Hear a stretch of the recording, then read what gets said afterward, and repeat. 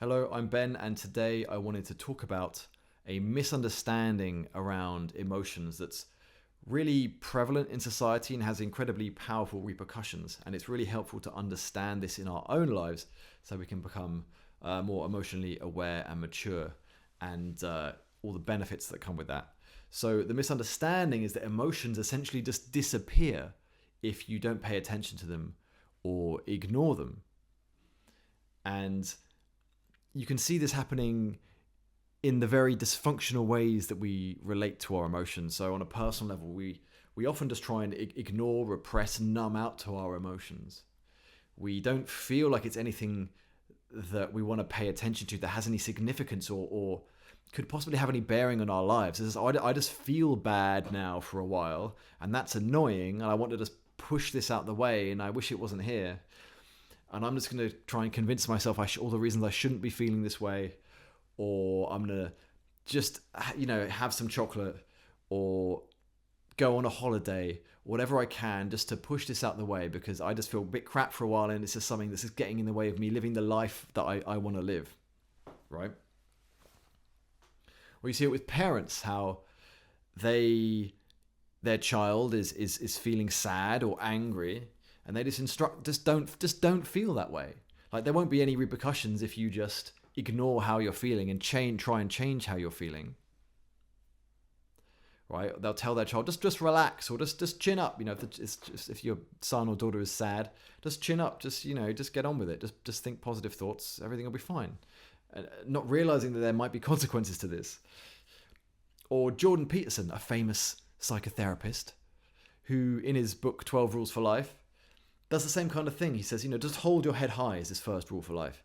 Just hold your head high. And the reason really why anyone would not be holding their head high is emotional. We feel ashamed of ourselves at some deep level, or there's a sadness, or there's, people are often, carrying trauma from abuse, and the body has learned to protect itself, make itself small. And there's this misunderstanding that we can just override all of that and should just ignore all of that, push it away, and just hold our head high, right? And everything will be fine. And it doesn't work this way. And even as the last example, people just never talk about emotions really in general, particularly in the public sphere in our society. Think about politicians and government, or in businesses, with CEOs or senior leadership teams, if you've ever worked in a corporation. Talking about emotions is something. An emotion is something you should just override and ignore, and it'll just disappear. It won't have any significant repercussions for anybody or consequences down the road, and that this is the way we need to be in order to make the best decisions. But this is wrong. When we ignore and repress our emotions, there are massive consequences that disrupt us from making the best choices. As we'll see, I'll talk a little bit about that in a moment. Because the reality is that emotions don't just disappear when you ignore them. They can disappear from your experience in the sense that you can't feel them in that moment. Like if you drink beer when you're feeling sad, that sadness might disappear for a while. Or if you go on holiday, because you're so irritated at everyone around you, and you go to a relaxing holiday, the anger might subside, but you're just repressing it. It's not being released or let go of. It's being pushed back down into this body, it's being repressed, where it will just be held in your body, ready to be triggered up again. It's sort of lurking there in a latent state, waiting for a situation that will trigger it back up to the surface. In this way, it's really important to realize that every emotion you've ever had but have not fully felt and allowed is still within you, from when you were small to yesterday. We're carrying all of this stuff with us, and why this is so important is that the emotions create like a filter through which we see the world. So just take a simple example. If we've experienced a lot of shame growing up, but didn't have any support with that, we'll feel that heavily within us, and we'll have some deep felt sense that's almost invisible, but you can kind of feel it as the background of being not good enough. And we'll live that through our lives, through how we behave. We won't go and talk to certain people because we feel like they'll reject us. We're not good enough for them. We won't try certain things. We won't try to learn an instrument or a new skill because we're not going to be good enough. Or if we have a lot of anger in our system, that might convert into a lot of self-righteousness, for example, because everything we see in the world triggers all this repressed anger that we have. All the bad things we see, but it for that person, it will trigger such a huge amount of anger. It will feel so painful. It will feel like they have to do something about it, and it will feel like the problem is entirely out there. And it's not to say there isn't a problem out there, but there's also stuff going on inside. And when it comes to like business and politics, when we repress our emotions, that disconnects us from critical information about our environment. That's what emotions are there to do. They're about communicating stuff to us about our environment and what's happening there and how it impacts us.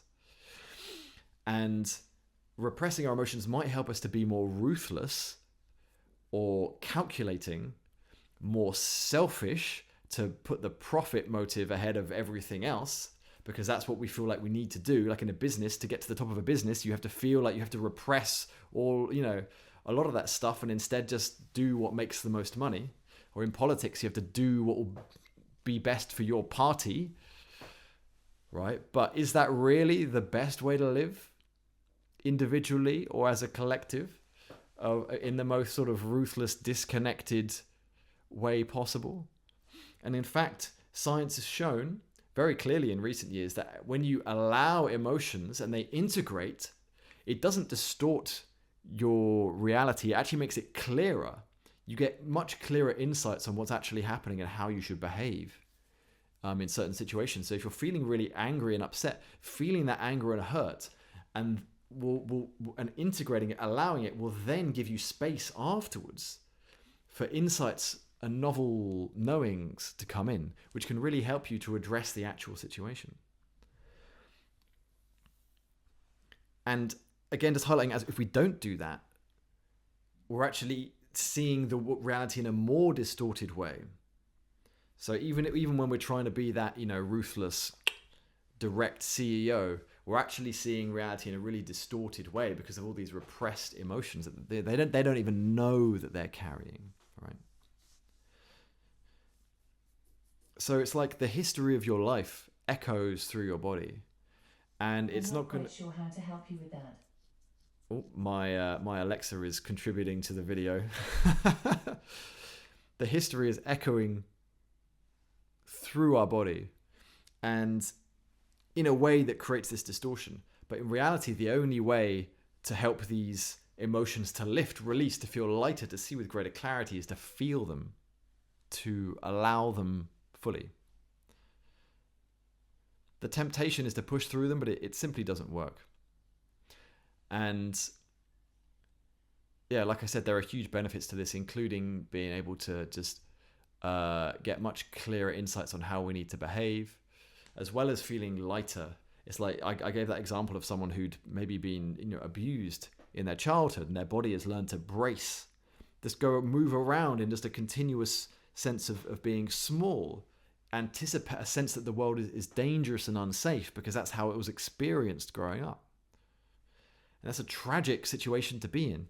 And the only way out of that, you can't just push your way through that, but as we can start to feel into and allow some of those feelings of fear and shame and anger and helplessness that were connected to that, that's when the body will naturally by itself start to take in new information about the surroundings. Like, oh, maybe later on in life you're in a place that is safe. You have a partner that's safe. You have a job with some nice people.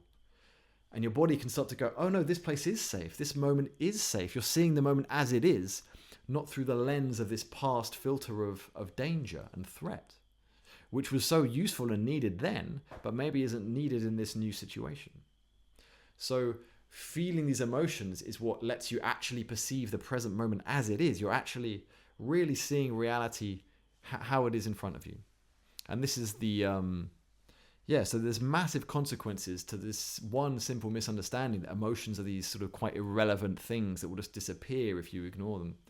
They actually influence your entire life. When you ignore and repress your emotions, it creates this filter that dictates how you experience and move through the world in a way that's distorted and not helpful. Whereas if you allow them, it clarifies that mirror, that lens, and lets you act in much more appropriate ways, and you just feel better, more whole.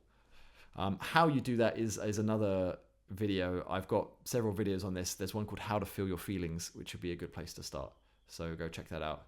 I do work with people one-on-one, helping them to work through and access and feel safe enough to go towards some of these feelings and to help them to process them so they can do this themselves. So check out the links below if you're interested in that. See you later.